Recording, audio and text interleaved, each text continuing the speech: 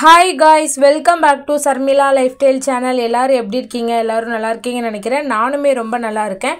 என்னோட பேரு சர்மிளா. நான் skin care, hair care, product review, beauty tips, comedy videos, cooking video, vlog videos, challenge video இந்த மாதிரி நிறைய கண்டென்ட் வீடியோஸ்லாம் போட்டுட்டு இருக்கேன். இந்த மாதிரி வீடியோஸ்லாம் பார்க்கிறதுக்கு உங்களுக்கு ரொம்ப பிடிக்கும்னா சர்மிளா லைஃப்ஸ்டைல் சேனலை மறக்காம சப்ஸ்கிரைப் பண்ணிக்கோங்க. பக்கத்துல இருக்க பெல் ஐகானையும் கிளிக் பண்ணிக்கோங்க. நான் இன்னைக்கு உங்க கூட ஒரு குக்கிங் வீடியோ தான் ஷேர் பண்ணிக்க போறேன். அது என்ன குக்கிங் பார்த்தீங்கன்னா கொஞ்சம் பேர் பிரியாணி ரெசிபி கேட்டிருந்தீங்க. ஸோ அந்த வீடியோ தான். வாங்க இப்போ ஸ்கிப் பண்ணாமல் வீடியோக்குள்ளே போகலாம். நான் இன்றைக்கி 1/2 கிலோ சிக்கன் பிரியாணி தான் பண்ண போகிறேன். நீங்கள் 1 kg பண்ணுறதா இருந்தீங்கன்னா அதோட மெஷர்மெண்ட் நான் டிஸ்கிரிப்ஷனில் கொடுக்குறேன், மறக்காமல் செக் பண்ணி பாருங்கள். 1/2 கிலோ பிரியாணிக்கு 200 பெரிய வெங்காயம், 150 தக்காளி, 6 மிளகாய் இந்த மாதிரி நீள நீளமாக கட் பண்ணி எடுத்துக்கோங்க. நெக்ஸ்ட்டு பார்த்தீங்கன்னா கொத்தமல்லி, புதினா ஒரு கை நான் எடுத்திருக்கேன். ஒரு கைப்பிடி எடுத்து அதை நல்லா வாஷ் பண்ணி வச்சுக்கோங்க. அந்த இலையை மட்டும் பிச்சு எடுத்துக்கோங்க. நெக்ஸ்ட்டு பார்த்தீங்கன்னா பட்டை, அன்னாச்சிப்பூ, கிராம்பு, அப்புறம் சோம்பு, அப்புறம் பார்த்தீங்கன்னா ஏலக்காய், அப்புறம் 2 பிரியாணி இலை இதெல்லாம் ஆட் பண்ணிக்கோங்க. இதெல்லாம் பிரியாணிக்கு போடக்கூடிய அந்த பொருட்கள். இதெல்லாம் கண்டிப்பாக போடணும், அப்போ தான் சூப்பராக இருக்கும் பிரியாணி. நெக்ஸ்ட்டு இஞ்சி பூண்டு பேஸ்ட்டு அரைச்சி எடுத்துக்கோங்க. பாக்கெட் கடையில் வாங்காமல் நீங்களே வீட்டில் அரைச்சிக்கோங்க. 50 பூடு 50 இஞ்சி எடுத்து அரைச்சி வச்சுக்கோங்க. தண்ணி ஆட் பண்ணாமல் அரைக்கணும். நெக்ஸ்ட்டு 50 கிராம் டால்டா, அதுக்கப்புறம் தயிர் கொஞ்சோண்டு ஆட் பண்ணணும், அதனால் எடுத்து வச்சுருக்கேன். அப்புறம் 50 கிராம் நெய், அதுக்கப்புறம் 1/2 லெமன் எடுத்துக்கேன். நெக்ஸ்ட்டு பார்த்தீங்கன்னா 2 டேபிள் ஸ்பூன் மல்லிப்பொடி, அப்புறம் கொஞ்சோண்டு 1/2 டேபிள் ஸ்பூன் மஞ்சள் தூள், 1/2 டேபிள் ஸ்பூன் வத்தல் பொடி எடுத்திருக்கேன். உரப்புக்கு தேவையான அளவு நீங்கள் வத்தப்பொடி எடுத்துக்கலாம். நெக்ஸ்ட்டு பார்த்தீங்கன்னா நிலக்கடலை ஒரு கொஞ்சோண்டு ஒரு 1/2 கைப்பிடி எடுத்து அதை நல்லா கொஞ்சோண்டு தண்ணி ஊற்றி ஊற வச்சு நல்லா அரைச்சி எடுத்து வச்சுக்கோங்க. நெக்ஸ்ட்டு பார்த்தீங்கன்னா நான் பாஸ்மதி அரிசியில் தான் பிரியாணி பண்ண போகிறேன். ஸோ 1/2 கிலோ பாஸ்மதி அரிசி. நீங்கள் பார்த்தீங்கன்னா சீரக சம்பா அரிசியில் கூட பண்ணலாம், சூப்பராக இருக்கும். இப்போ நான் 2 தடவை வாஷ் பண்ணி இதை நல்லா இது பண்ணிட்டேன். நெக்ஸ்ட்டு இப்போது தண்ணி ஊற்றி இது ஒரு 20 நிமிஷம் நம்ம ஊற வச்சு எடுக்க போகிறோம். அப்பதான் சாப்பாடு இன்னுமே சூப்பராக டேஸ்ட்டாக இருக்கும். அதனால் 20 நிமிஷம் ஊற வச்சு எடுத்துக்கலாம். இப்போ அடுப்பில் ஒரு கடாய் வச்சுக்கோங்க. வச்சுட்டு நம்ம எடுத்து வச்சுருக்கிற 50 கிராம் நெய் இதில் ஆட் பண்ணிக்கோங்க. ஆட் பண்ணிவிட்டு அதே மாதிரி ஆயில் 50 கிராம் ஆட் பண்ணிக்கோங்க. குழம்பு தாளிக்கிற ஆயில் 50 கிராம் ஆட் பண்ணிக்கோங்க. வீடியோ எடுத்துகிட்டு இருக்கும் போச்சுலே கரண்ட்டு போயிடுச்சு. ஸோ அதனால் பார்த்தீங்கன்னா கொஞ்சம் லைட் இல்லாமல், ஃப்ளாஷ் லைட் இல்லாமல் கொஞ்சம் கம்மியாக தெரியும். ஸோ அட்ஜஸ்ட் பண்ணிக்கோங்க. மோஸ்ட்டாக நல்லா தான் வெளிச்சம் இருக்குன்னு நினைக்கிறேன். பாருங்கள் உங்களுக்கு எப்படி இருக்குது வெளிச்சம் அப்படின்னு சொல்லிட்டு. நெக்ஸ்ட்டு இது கூட என்ன ஆட் பண்ண போகிறோன்னு பார்த்தீங்கன்னா நம்ம எடுத்து வச்சுருக்கிற கிராம்பு, பட்டை, அப்புறம் அன்னாச்சி பூ எல்லாத்தையுமே இது கூட ஆட் பண்ணி நல்லா மிக்ஸ் பண்ணிக்கோங்க. இந்த பூ நல்லா பொரியணும். நிறைய பேருக்கு நெய் பிடிக்காதவங்க நீங்கள் நெய்யை ஸ்கிப் பண்ணிடலாம். ஆனால் மோஸ்ட்டாக நெய் வாசம் எதுவுமே இருக்காது பிரியாணியில். ஸோ நெய் ஊற்றினா தான் ரொம்பவே டேஸ்ட்டாக இருக்கும். எனக்குமே நெய் பிடிக்காது. இந்த பிரியாணிக்காண்டி நான் நெய் சாப்பிடுவேன். நெக்ஸ்ட்டு நம்ம வெட்டி வச்சுருக்கிற அந்த வெங்காயத்தை ஆட் பண்ணிக்கோங்க. வெங்காயத்தை மட்டும் ஆட் பண்ணிக்கோங்க. வெங்காயத்தை மட்டும் ஆட் பண்ணி நல்லா மிக்ஸ் பண்ணிக்கோங்க. வெங்காயம் பார்த்திங்கன்னா நல்லா பொன்னிறத்தில் நல்லா வேகணும். வெங்காயம் மசிஞ்சு நல்லா ஒரு மாதிரி ப்ரௌன் கலரில் வரும். ஸோ அந்த அளவுக்கு நல்லா வெங்காயத்தை கிண்டி வச்சு எடுத்துக்கோங்க. இந்த மாதிரி வரணும். அதுக்கப்புறம் நெக்ஸ்ட்டு நம்ம என்ன ஆட் பண்ண போகிறோம்னு பார்த்திங்கன்னா ஒவ்வொரு இதாக நம்ம ஆட் பண்ணணும். ஸோ நான் தான் பிரியாணி கிண்டிகிட்டு இருந்தேன். அதுக்கப்புறம் எங்கள் அக்கா வந்துட்டாங்க. அதனால் எங்கள் அக்கா கிண்டிகிட்டு இருக்காங்க. எங்கள் அக்கா ரொம்பவே சூப்பராக பிரியாணி கிண்டுவாங்க. ஸோ அதனால் எங்கள் அக்கா கிண்ட விட்டாச்சு. இப்போ பார்த்திங்கன்னா இதை நல்லா மூடி வச்சுக்கோங்க. அது நல்லா வெந்ததுக்கப்புறம் எடுத்து நம்ம நெக்ஸ்ட்டு இது பண்ண போகிறோம். நான் பார்த்திங்கன்னா 1/2 கிலோ பிரியாணிக்கு 1/2 கிலோ சிக்கன் எடுத்து வச்சுருக்கிறேன். ஸோ சிக்கன் பிரியாணி தான் பண்ண போகிறோம், அதனால் சிக்கன் எடுத்து வச்சுருக்கிறேன். பவர் இல்லாதனால லைட்டாக தான் தெரியும். ஸோ அட்ஜஸ்ட் பண்ணிக்கோங்க. நெக்ஸ்ட்டு நம்ம வெட்டி வச்சுருக்கிற தக்காளியும் மிளகாவையும் ஆட் பண்ணிக்கோங்க. ஆட் பண்ணி நல்லா மிக்ஸ் பண்ணிக்கோங்க. இதுவுமே நல்லா வேகணும்.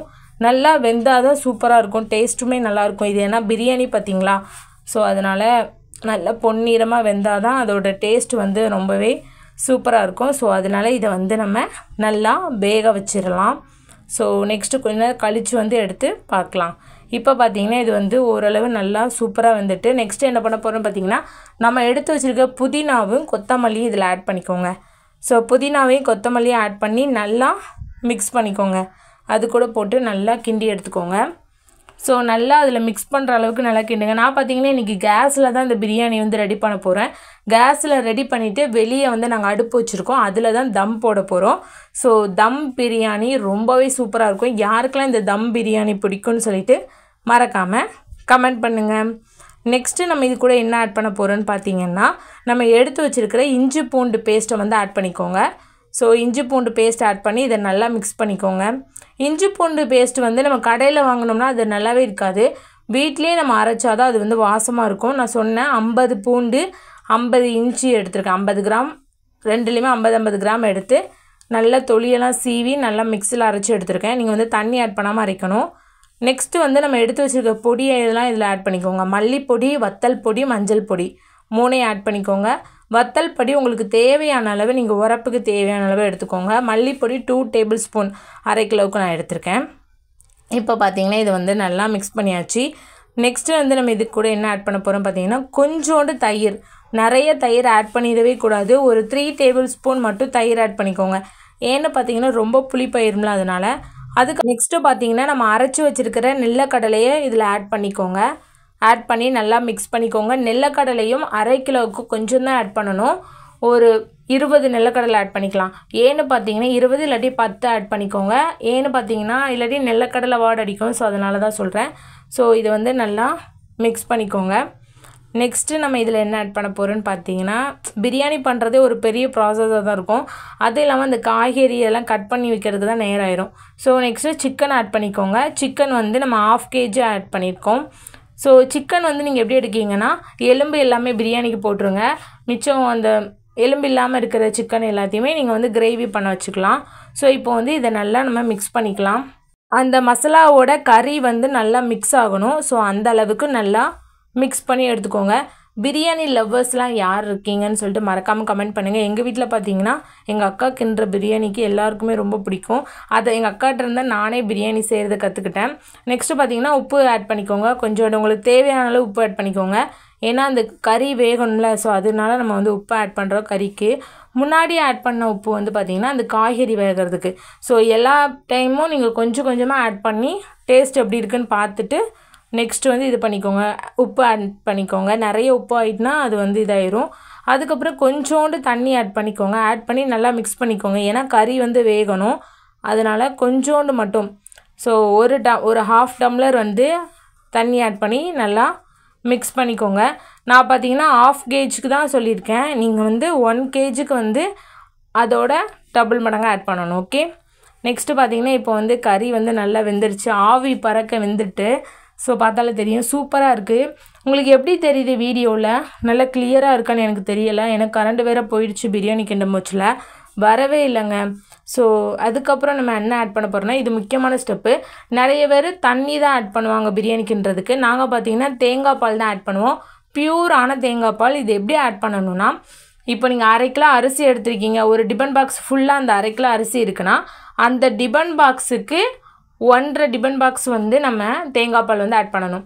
ஸோ அரிசி அளந்து 1.5 டிபன் பாக்ஸ் வந்து நம்ம தேங்காய் பால் வந்து ஆட் பண்ணணும். ஸோ தேங்காய் பால் ஆட் பண்ணுறதுனால ரொம்பவே சூப்பராக இருக்கும். தேங்காய் பால் எப்படி எடுக்கணும்னு பார்த்தீங்கன்னா, நீங்கள் வந்து நல்லா தேங்காவை அரைச்சிக்கோங்க. அரைச்சி எடுத்துகிட்டு அந்த பால் மட்டும் நம்ம பிழிஞ்சி சக்கையை விட்டுட்டு தேங்காய் பாலை மட்டும் எடுத்து வச்சுக்கணும். நெக்ஸ்ட்டு அதை வந்து கொதித்ததுக்கப்புறம், அந்த தேங்காய் பால் நல்லா கொதித்ததுக்கப்புறம் நம்ம வந்து அரிசி ஆட் பண்ணணும். அரிசி ஆட் பண்ணி கிண்டும் போச்சில் பார்த்து கிண்டுவோங்க. ஏன்னா அரிசி வந்து உடஞ்சிட்டுனா பிரியாணி வந்து அது ஒரு மாதிரி குழஞ்ச மாதிரி ஆயிரும். அதனால் அரிசி உடையாத அளவு இது பண்ணிக்கோங்க. அப்புறம் கொஞ்சம் தேவையான அளவு உப்பு ஆட் பண்ணி நல்லா மிக்ஸ் பண்ணிக்கோங்க. மிக்ஸ் பண்ணிவிட்டு நம்ம மூடி வச்சிடலாம். மூடி வச்சுட்டு அது வந்து எப்படி வேகுதுன்னு சொல்லிவிட்டு அதுக்கப்புறம் பார்க்கலாம். நெக்ஸ்ட்டு பார்த்தீங்கன்னா, இந்த அரிசி அளக்கிறது வந்து எப்படின்னா, இப்போ நீங்கள் வந்து 1/2 கிலோ அரிசி எடுக்கிங்கன்னா ஒரு டிபன் பாக்ஸில் அந்த அரிசியை போடுங்க. போட்டால் ஃபுல்லாகிருமா? அந்த டிபன் பாக்ஸ் ஃபுல்லாக இருந்துச்சுன்னா அந்த டிபன் பாக்ஸுக்கு 1.5 டிபன் பாக்ஸ் பார்த்தீங்கன்னா நம்ம வந்து தேங்காய் பால் வந்து ஆட் பண்ணணும். இதே மாதிரி நீங்கள் வந்து எவ்வளோ அரிசி போடுறீங்களோ, எந்த பாத்திரத்தில் அளக்கிங்களோ அந்த பாத்திரம் ஃபுல்லாக இருக்கணும். ஸோ அளந்து அந்த மாதிரி நீங்கள் ஆட் பண்ணணும். நெக்ஸ்ட்டு பார்த்தீங்கன்னா உப்பு எல்லாமே கரெக்டாக இருக்கான்னு சொல்லிவிட்டு செக் பண்ணி பார்த்துக்கோங்க. செக் பண்ணிவிட்டு மூடி வச்சுருங்க. அதுக்கப்புறம் கொஞ்சம் நேரம் கழித்து ஒரு 1/2 லெமன் வந்து ஆட் பண்ணணும். லெமன் வந்து ஆட் பண்ணால் தான் சூப்பராக இருக்கும். ஸோ அதனால் 1/2 லெமன் மட்டும் நல்லா பிழிஞ்சு விட்டுக்கோங்க. பிழிஞ்சு விட்டுட்டு இந்த மாதிரி நல்லா மிக்ஸ் பண்ணிவிட்டு நம்ம வந்து மூடி வச்சிடலாம். மூடி வச்சுட்டு கொஞ்ச நேரம் கழித்து ரெடி ஆனதுக்கப்புறம் நம்ம வந்து தம் போட போகிறோம். ஸோ தம் வந்து அடுப்பில் தான் போடணும். அதையும் நம்ம வந்து போடலாம். வெளியில் தான் நாங்கள் வந்து அடுப்பு வச்சுருக்கோம். அங்கே செம்ம வெயில் அடிக்கி. ஸோ அங்கே போய் தான் தம் போடணும். அதுக்கு முன்னாடி நல்லா கொதிச்சதுக்கப்புறம் இந்த மாதிரி தான் இருக்கும். கொஞ்சோண்டு தான் தண்ணி இருக்கும், மித்ததெல்லாம் நல்லா வற்றிடும். அந்த ஸ்டேஜில் நீங்கள் வந்து இந்த இதை ஆட் பண்ணிக்கோங்க. ஸோ இது என்னதுன்னு பார்த்தீங்கன்னா டால்டா வந்து 50 கிராம் டால்டா. ஸோ இதை வந்து நீங்கள் நல்லா ஆட் பண்ணிக்கோங்க. ஆட் பண்ணி நல்லா மிக்ஸ் பண்ணிக்கோங்க. ஸோ டால்டா ஆட் பண்ணாலும் இன்னுமே டேஸ்ட் அதிகமாக இருக்கும். ஸோ அதுக்கு தான் நம்ம வந்து டால்டா வந்து ஆட் பண்ணுறோம். டால்டா ஆட் பண்ணாலே அதுலேயே வந்து நல்லா மெல்ட் ஆயிரும். ஸோ நீங்கள் எல்லாத்தையும் முன்னாடியே மெல்ட் பண்ணி வச்சுக்கலாம். அப்படி இல்லைனா இப்படியே நீங்கள் ஆட் பண்ணிங்கன்னா அது வந்து மெல்ட் ஆயிரும். ஸோ இப்போ பார்த்தீங்கன்னா கொஞ்சோண்டு தான் தண்ணி இருக்குது, நல்லா வற்றிடுச்சு. இந்த தண்ணியை நம்ம வந்து தம் போட்டு நல்லா பிரியாணி ரெடி பண்ண போகிறோம். ஸோ இப்போ பார்த்தீங்கன்னா இந்த மாதிரி சேவ் பண்ணிக்கோங்க. சேவ் பண்ணிவிட்டு நல்லா மூடி வச்சுருங்க. மூடி வச்சுட்டு இப்போ வந்து நம்ம தம் பண்ண போகிறோம். ரெடி ஆகிடுச்சு. இப்போ தம் போட்டுடலாமா? வெளியில் தான் அடுப்பில் தான் தம் போட போகிறோம். தம் போடச்சில்ல வெறும் கங்கல் மட்டும் தான் போடணும். கங்கல் போட்டுட்டு அடுப்புக்குள்ளே வந்து எந்த கங்கல் எதுவுமே இருக்கக்கூடாது, அதெல்லாம் வெளியே தள்ளிடுங்க. ஸோ இல்லாட்டி பிரியாணி அடி பிடிச்சிரும். ஸோ அதனால் தம் இந்த மாதிரி தான் போடணும். தம் போட தெரியாதவங்க நீங்கள் என்ன பண்ணுறீங்கன்னா, நீங்கள் கேஸ்லேயே பண்ண போகிறீங்க அப்படின்னா அதுக்கு மேலே வந்து இங்கே வந்து நம்ம அடுப்பில் உள்ள கறியை போட்டிருக்கோம். ஸோ நீங்கள் மேலே வந்து தோசைக்கல் அந்த மாதிரி வெயிட்டான இதை இரும்பு பாத்திரம் வைக்கலாம். இப்போ வந்து நம்ம பிரியாணி ரெடி ஆகிடுச்சு. இப்போ ஓப்பன் பண்ணி பார்க்கலாம். செம்ம வெயிலில் பிரியாணி எப்படி தெரியுது உங்களுக்கு? நல்லா தெரியுதுன்னு சொல்லுங்கள். சூப்பரான தம் பிரியாணி வந்து ரெடி ஆகிட்டு பார்த்தீங்கன்னா ஆவி பறக்க இருக்குது. சூப்பராக இருக்குல்ல பார்க்குறதுக்கு. இது சாப்பிட்டா எப்படி இருக்கும்? ரொம்ப டேஸ்ட்டாக இருக்கும். யாருக்கெல்லாம் சிக்கன் பிரியாணி பிடிக்கும்னு சொல்லிட்டு மறக்காமல் கமெண்ட் பண்ணுங்கள். நான் உங்களுக்காக தான் இந்த வீடியோ எடுத்தேன். ஒரு கொஞ்சம் பேர் வந்து சிக்கன் பிரியாணி வீடியோ கேட்டதுனால இந்த வீடியோ எடுத்திருக்கேன். ஸோ கண்டிப்பாக இந்த வீடியோ உங்களுக்கு யூஸ்ஃபுல்லாக இருக்கும்னு நினைக்கிறேன். அப்படி யூஸ்ஃபுல்லாக இருந்துச்சுன்னா சர்மிளா லைஃப் ஸ்டைல் சேனலை மறக்காமல் சப்ஸ்கிரைப் பண்ணிக்கோங்க. பக்கத்தில் இருக்கிற பெல் ஐக்கானே கிளிக் பண்ணிக்கோங்க. பிரியாணி லவ்வர்ஸ்லாம் இருந்தீங்கன்னா மறக்காமல் கமெண்ட் பண்ணுங்கள். நெக்ஸ்ட்டு வீடியோக்கு ஒரு லைக் கொடுத்துருங்க. உங்கள் ஃப்ரெண்ட்ஸ் அண்ட் ஃபேமிலிக்கும் ஷேர் பண்ணுங்கள். அவங்களும் பிரியாணி எப்படி பண்ணுறதுன்னு தெரிஞ்சுக்கட்டும். ஸோ இது வந்து ரொம்பவே சிம்பிளாக சூப்பராக பண்ணிடலாம். கண்டிப்பாக ட்ரை பண்ணி பார்த்துட்டு எப்படி இருக்குன்னு மறக்காமல் கமெண்ட் பண்ணுங்கள். வேறு ஏதாச்சும் உங்களுக்கு டிப்ஸ் வீடியோ வேணுன்னா மறக்காமல் கமெண்ட் பண்ணுங்கள். அந்த வீடியோ நான் கண்டிப்பாக போடுவேன். So bye. நெக்ஸ்ட்டு ஒரு இன்ட்ரெஸ்டான வீடியோவில் பார்க்கலாம். ஸோ இப்போ வந்து நம்ம பிரியாணி சாப்பிட போகலாம். நான் பிரியாணி சாப்பிட முச்சில காமிக்கிறேன் எப்படி இருக்குன்னு சொல்லிட்டு. என்னோடய பிளேட்டில் பார்த்தீங்கன்னா பிரியாணி வந்து சூப்பராக இருக்குல்ல. ஸோ அதுக்கப்புறம் சிக்கன் கிரேவி. ஸோ எப்படி இருக்குன்னு மறக்காமல் கமெண்ட் பண்ணுங்கள். பாய். நெக்ஸ்ட்டு ஒரு இன்ட்ரெஸ்டான வீடியோவில் பார்க்கலாம்.